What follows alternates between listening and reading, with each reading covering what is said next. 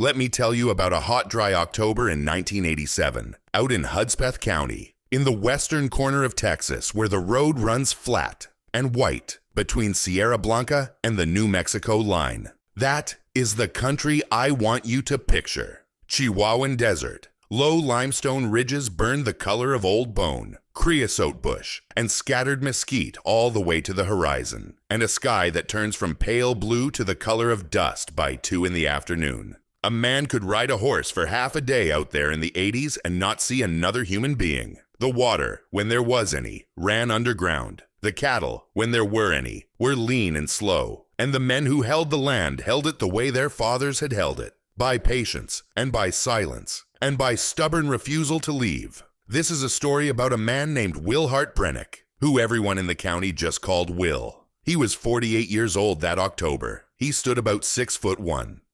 He had pale blue eyes that had faded a little in the desert sun, and gray blonde stubble that he shaved on Sundays whether he needed it or not. His people had come down from Minnesota 3 generations back, Swedish on his father's side, German on his mother's, and the desert had thinned them down to bone and quiet over those 3 generations the way the desert thins everything down. Wil ran a small herd of Black Angus cattle on 640 acres of unirrigated rangeland that his father Erling had bought after coming home from Korea in 1954. The ranch sat about 14 miles north of Sierra Blanca, off a dirt road that had no name on the county maps, just a number stenciled on a metal sign at the turnoff. Now, here is what you need to understand about Wil. Before he ever took over his father's ranch, he had spent 5 years working as a hydrogeology technician for the United States Bureau of Reclamation. He had finished a 2-year program at Sul Ross State down in Alpine, gotten on with the federal water people, and from 1963 to 1968, he had walked the lower Pecos River drainage with senior engineers, taking soil samples, measuring well drawdowns, mapping the limestone aquifers that lay under the Trans-Pecos like a slow underground river nobody much thought about. He had learned in those 5 years to read a piece of dry ground the way other men read a Sunday newspaper. He could tell you, looking at the way the grass grew in a low place, whether there was water under it. He could tell you, looking at the cant of a limestone ridge where the rainwater was going when it ran off in a storm. When his father died of a stroke in the summer of 1968, Wil came home to bury him, and he never went back. There was no work for a hydrogeologist in Hudspeth County. He ran cattle instead, and most of his neighbors never knew the difference. His wife Adeline had passed in the winter of 1985, cancer of the pancreas. She had been 43 years old. She had been the warm one in the marriage, the one who kept the books, and remembered the neighbors' birthdays, and made the small kitchen of that ranch house feel like a place a man wanted to come home to. After she was gone, Wil settled deeper into the quiet that had always been in him. He raised their daughter Marin as best he could. She was 14 that autumn, sharp-eyed and serious, with her mother's dark hair and her father's careful hands. She kept the ranch ledger now, a thick black book she carried with her almost everywhere, and she tolerated her father's long silences the way a person tolerates the wind in a high country, as something that simply was. Wil's ranch sat just south of a 1,200-acre parcel that the whole county called the Tindall place. It belonged to an old bachelor rancher named Halvor Tindall, who was 88 years old and had lived alone in a tin-roofed cabin on the far north end of that parcel for nearly 40 years. The Tindall place was what the country people called dry pasture. There was no well on it. There was no windmill. There was no creek. There was just mesquite and scrub, and a low limestone shelf that ran along the eastern edge of the property, and a wide, shallow swale in the middle where the soil turned a little darker. Halvor Tindall ran no cattle. He had not run cattle on that land in 20 years. He sat in his cabin and read his Bible, and drew his small Social Security check and paid no attention to anyone. And then, in the second week of August in 1987, Halvor Tindall died in his sleep. He was 88 years old. He had no wife, no children, and one nephew in Houston who had not spoken to him in 15 years and wanted no part of 1,200 acres of West Texas dry pasture. He also had 4 years of unpaid property taxes. The county took the parcel. The county set a foreclosure auction for the last Saturday of October. The starting bid was set at $2,000. Now, I want to tell you about a man named Capitan Renfro, because everything that follows turns on him. Cole, as people called him, was 56 years old, broad in the shoulders and broad in the belly, the owner of Renfro land and cattle holdings out of Van Horn, and he sat on the board of the Trans-Pecos Underground Water Conservation District. He had bought up parcels in 3 counties over the last 15 years. He drove a white Ford pickup with his initials painted small on the door. He wore pressed shirts even on the dustiest days. And twice in the previous 5 years, Cole Renfro had driven out to Wil Brennick's place and offered to buy the northern 160 acres of Wil's ranch at a price that was low enough to be an insult.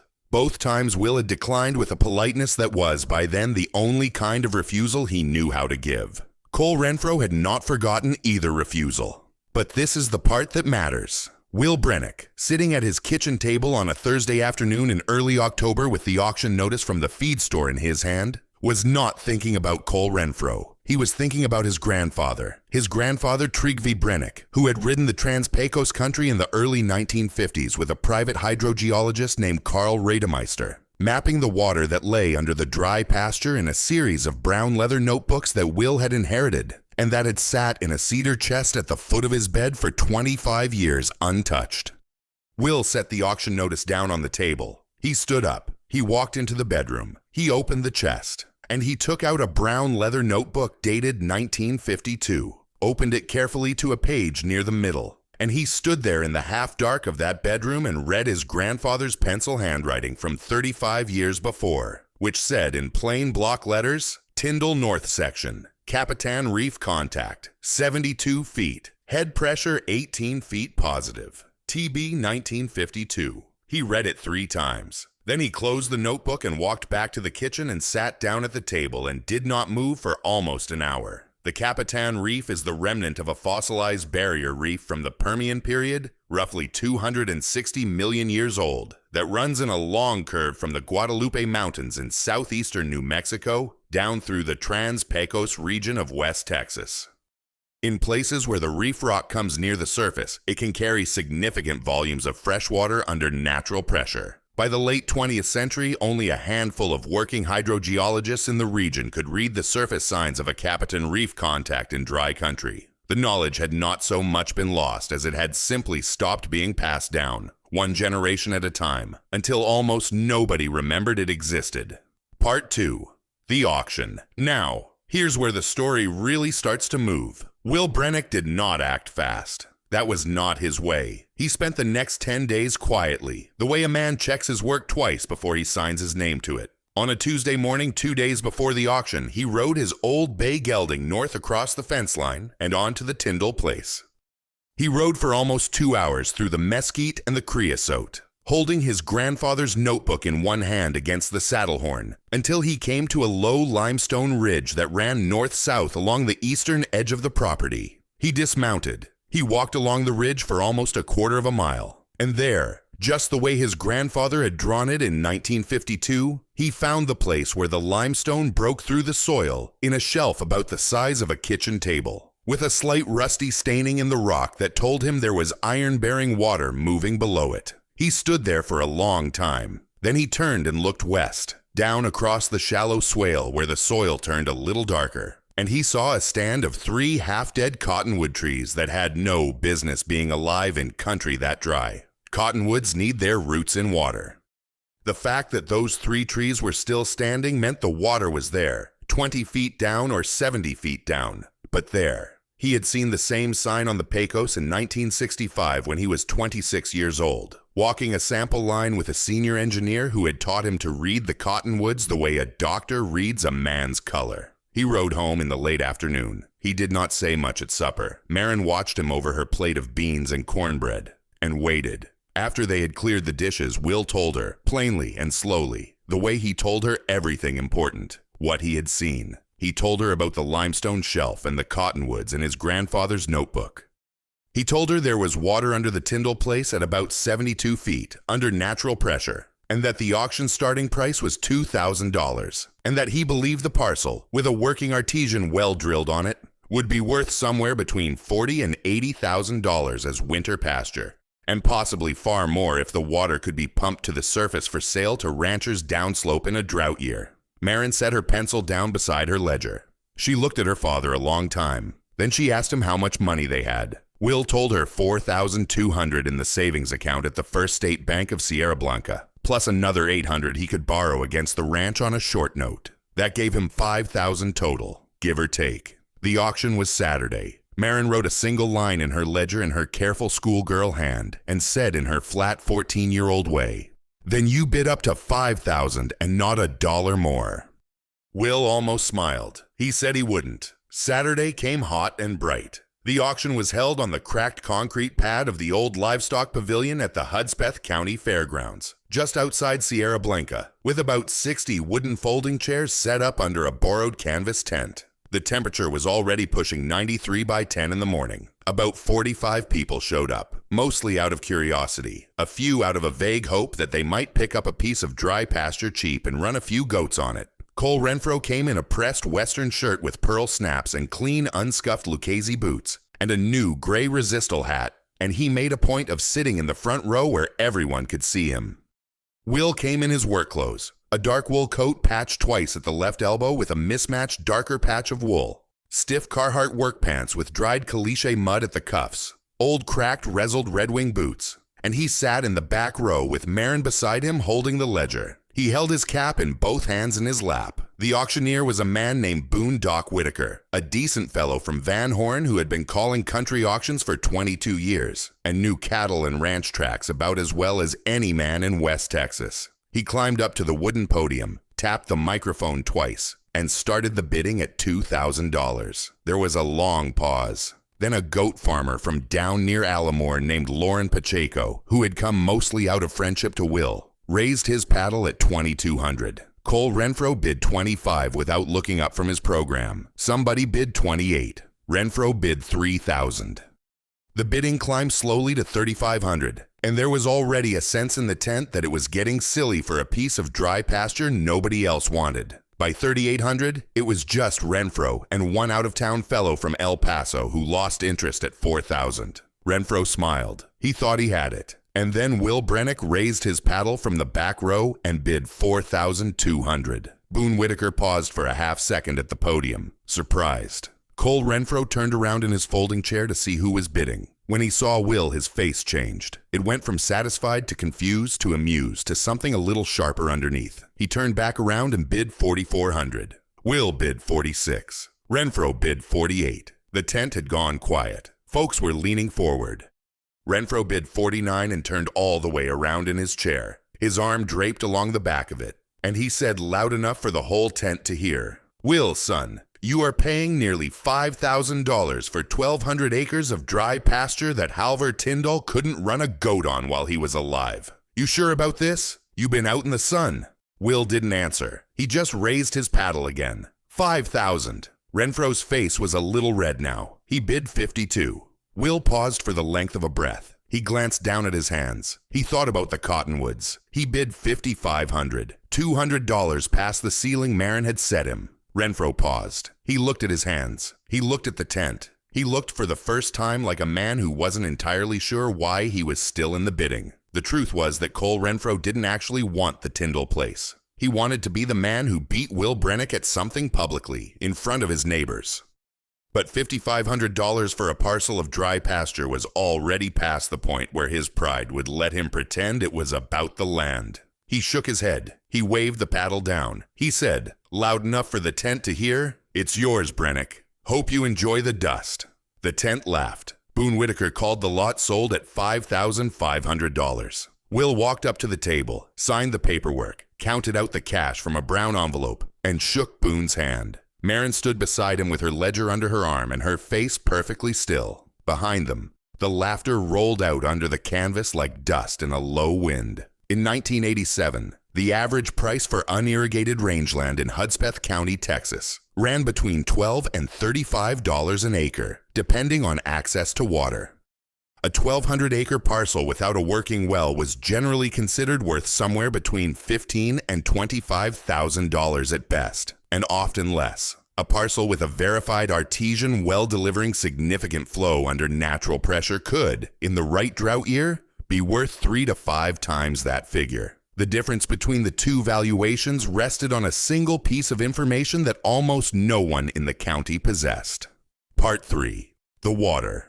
comes and the trouble starts. Let me tell you what happened over the next 8 weeks, because this is the part where the county stopped laughing and started watching, and the watching changed everything. Wil Brennick did not hire a drilling crew the day after the auction. He was careful with this, the way he was careful with everything.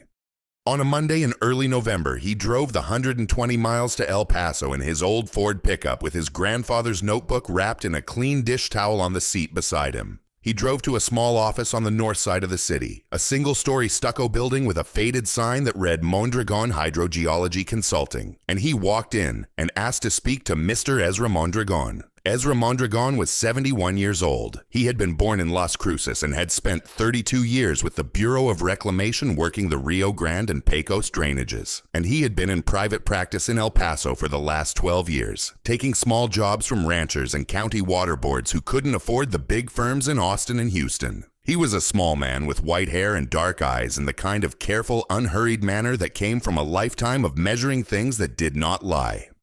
Wil sat down across the desk from him and laid the brown leather notebook on the desk and opened it to the page dated 1952. Ezra Mondragon read it. He sat back in his chair. He read it again. Then he was quiet for almost 2 minutes, looking out the window at the sun on the white sidewalk. And then he said softly, in Spanish, Tu abuelo conocía esta tierra mejor que nadie. Your grandfather knew this land better than anyone. He said the Capitan Reef contact was real and well documented in the regional hydrogeology, and that if the head pressure had been 18 feet positive in 1952, it was almost certainly still there in 1987, because the deep aquifers of the Trans-Pecos changed on a timescale slower than the lifetimes of the men who walked above them. He said he would drive out the following Saturday at his own expense and walk the property with Wil, and that if what he found matched the notebook, he would write a formal hydrogeology report on his own letterhead for $200, which Wil could use to justify the drilling and to defend the well to the water district if the question ever came up. The question, as it turned out, was going to come up sooner than either man expected. Ezra Mondragon drove out on the second Saturday in November. He spent the entire day on the Tindall place with Wil, walking the limestone ridge, measuring the cant of the rock, taking notes in a small spiral pad. By sundown, he had confirmed every detail in the 1952 notebook. He shook Wil's hand and drove back to El Paso. His report arrived in the mail 9 days later on a single sheet of letterhead with a notary's seal. The drilling crew came up from Pecos in the third week of November. It was a 3-man outfit run by a fellow named Crawford Yates, who had drilled water wells in West Texas for 31 years and had the cracked hands and the slow speech to prove it. They set up the rig in the swale below the cottonwoods. They drilled for 2.5 days, at 74 feet, just the way Wil's grandfather had written it. They hit the Capitan Reef contact, and the water came up the bore under its own pressure and ran over the top of the casing onto the dry ground. Crawford Yates stood there in his greasy coveralls looking at that water for almost a minute without speaking. Then he turned to Wil and said, Mr. Brennick, in 31 years of drilling in this country, I have hit artesian flow exactly twice. This is the 3rd time. Who told you to drill here? Wil reached into the inside pocket of his coat and took out the brown leather notebook and handed it to him. Crawford Yates read the page. He handed it back. He said, Hold on to that book, sir.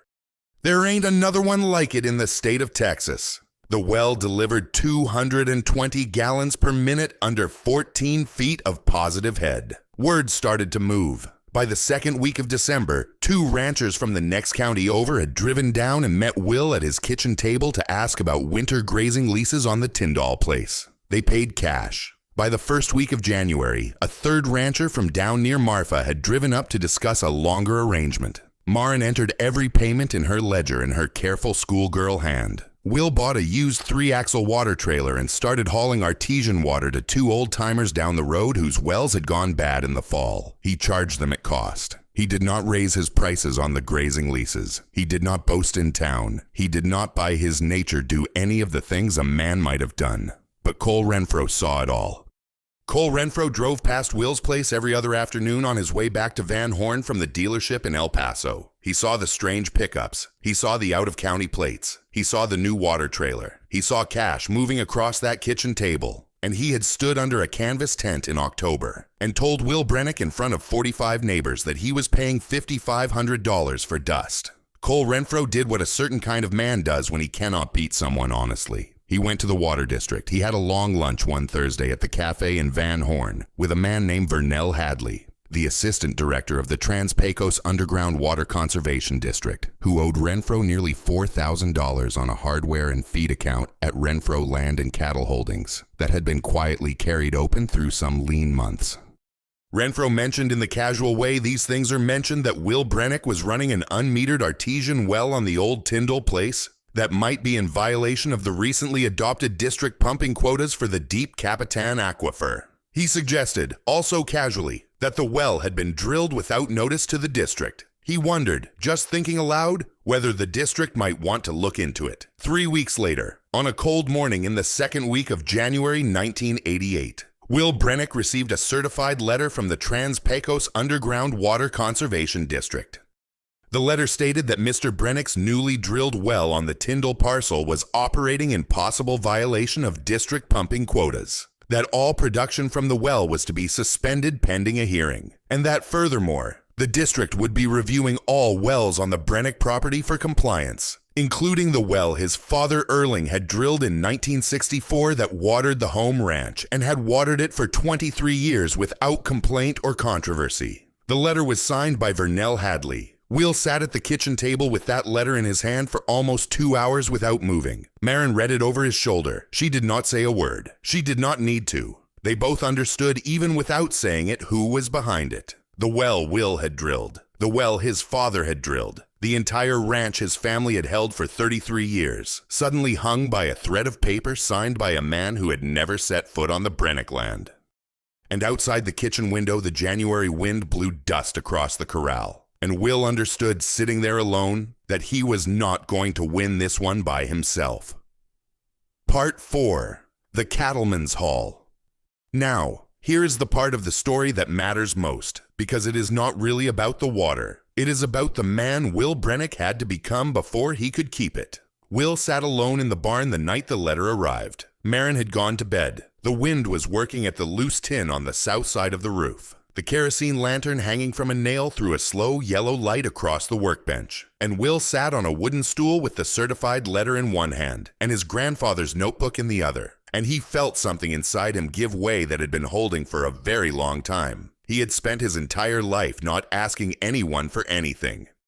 20 years of ranching alone had hardened that habit into something that looked, from the outside, like pride, but was really only a kind of grief. After Adeline had died, he had refused even the casseroles the church ladies brought to the door. He had raised Myron alone. He had drilled the new well alone, with only a notebook and an old man in El Paso to help him, and sitting in the cold barn with a letter from a man he had never met. He understood that going on alone was going to cost him everything his father had built, and everything his grandfather had known. He looked at the notebook a long time. Each thing in his life only meant what it meant, because somebody had once stood next to him and shown him how to read it. His grandfather had walked the Tindall place in 1952 and made his marks in pencil. His grandfather had taken him riding across that ground when he was 9 years old and shown him the limestone shelf and told him to remember. His father had drilled the home well in 1964 and taught him to listen to a pump motor the way another man listens to a horse. Every piece of what he had came from somebody else's hand laid on his shoulder, and he had been trying his whole adult life to hold all of it by himself. A man who would not let his neighbors in had nothing to lose to a man like Cole Renfro. He understood that on the wooden stool with the letter in his hand, and that's when everything changed. He stood up. He blew out the lantern. He folded the letter once. He walked into the house and sat on the edge of Maren's bed in the dark and woke her gently and told her, in the soft voice he used only with her, that on Thursday night they were going to the Hudspeth County Cattlemen's Association meeting at the hall in Sierra Blanca, and he was going to stand up in front of the whole county and ask his neighbors for help. Maren looked at her father in the lamplight from the hall. She did not say anything for a long moment. Then she said, "Good," and she rolled over and went back to sleep. The Hudspeth County Cattlemen's Hall was a low, whitewashed adobe building behind the old highway maintenance yard on the east edge of Sierra Blanca, cold even with the propane heater running at 7 in the evening, with metal folding chairs and a long folding table at the front. About 80 people showed up that Thursday in the third week of January. Cole Renfro was there. He was always there. He sat in the front row with his arms folded across his chest and a small private smile, because word had gone around about the Water District letter, and Renfro had spent 2 weeks telling anyone who would listen that he had always wondered whether Wil Brennick had drilled that well properly. Wil came in late, on purpose, with Maren beside him, and a small canvas satchel under his arm. The room quieted when he walked in. He walked to the front of the hall, not to the back where he usually stood. He asked the chairman, a tall older rancher named Press Holloway, if he might have a few minutes to speak. Press nodded. Wil set the canvas satchel on the table at the front. He opened it and took out 3 things. He took out the certified letter from the Trans-Pecos Underground Water Conservation District and laid it flat. He took out the brown leather notebook dated 1952 and opened it to the page that read Tindall North Section, Capitan Reef Contact, 72 feet, head pressure 18 feet positive, TB 1952. And he laid it open beside the letter, and he took out the formal hydrogeology report from Ezra Mondragon Consulting of El Paso on its single sheet of letterhead with the notary seal, and laid it down beside the notebook. Then he looked out at the room. He did not look at Cole Renfro. He spoke plain and slow. Most of you watched me bid $5,500 at the county auction back in October, he said, for what looked like 1,200 acres of dry pasture nobody else wanted. A good many of you told me to my face I had lost my mind. I do not blame anyone in this room. I did not say much at the time because I was not yet certain of what I had. Now I am. My grandfather Trygve Brennick rode that ground in 1952 with a hydrogeologist named Carl Riedemeister, and he made notes in this notebook about what was under it. 72 feet under the surface, there is a limestone reef carrying fresh water at 14 to 18 feet of positive pressure. I drilled the well in November. The water came up the way my grandfather wrote it down, 220 gallons a minute. I have a licensed hydrogeology report from Mr. Ezra Mondragon in El Paso confirming everything. The report is right here on this table. Any man who wants to look at it, please come look. I have been leasing winter pasture to 3 ranchers from outside this county since December. I have been hauling drinking water to 2 old neighbors whose wells went bad in the fall. I have paid my taxes on every transaction. I have not run more water through that well than the natural pressure puts out on its own. 3 days ago, I received this letter. The Water District has ordered the new well shut down pending a hearing, and they are reviewing the well my father drilled on our home ranch in 1964 for the same compliance. I am here tonight to ask my neighbors a favor I have never in my life asked anyone. I am asking you to stand with me on this. I am asking you to come to that Water District hearing. I am asking you to write letters. I am asking because for the first time in my life I understand that a man on his own cannot hold anything that lasts. The room was quiet for a long second. Then Hollis Trammell, a lean old rancher from out near the New Mexico line, stood up in the 3rd row. Wil Brennick doctored 14 head of my cattle through the screwworm scare in '85 when I could not afford a vet, Hollis said. He came over 3 times. He never charged me $1. If the Water District wants to fight Wil, the Water District fights me too.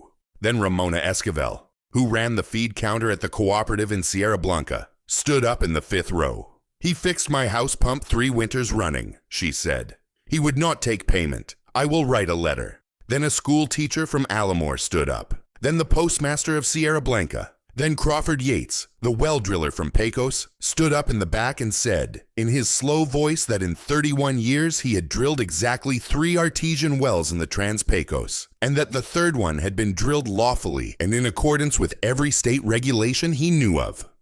And then, to the silent astonishment of the whole room, Boone Doc Whitaker himself stood up from the 7th row. He cleared his throat. I set the starting bid on the Tindall place at $2,000 in October. Boone said, because I did not know what was under that ground. Wil Brennick did. That is not a crime. That is exactly how this country is supposed to work. Cole Renfro, in the front row, did not stand. He did not speak. He looked at the floor. Within 9 days, the Water District had quietly withdrawn the compliance review. Renfro did not bring the matter up again. 6 months later, on a cool dawn in the first week of April in 1988, Wil Brennick stood beside the new well on the Tindall place with Maren beside him. The artesian water ran cold and steady over the lip of the casing into the trough below, where it had been running, day and night, for almost 5 months. Wil reached into the inside pocket of his coat and took out the brown leather notebook dated 1952. Then he took out a second notebook, a newer one bound in plain black cloth, in which he had been entering his own observations all winter. The pressure readings, the seasonal flow, the cant of the limestone, the count of the cottonwoods. He handed them both to his daughter. Maren took them in her hands. She turned them over slowly, the way her father had once turned a page in October, and she opened the cloth-bound book to the first blank page after his last entry. And she looked at her father. Wil watched her. Then he said the only thing he had to say. Anything worth keeping. Somebody taught somebody else how to read it. Maren closed both notebooks and put them in the inside pocket of her own coat. The sun came up over the desert. The water ran. A brown leather notebook, when properly cared for, can remain legible for a century or more.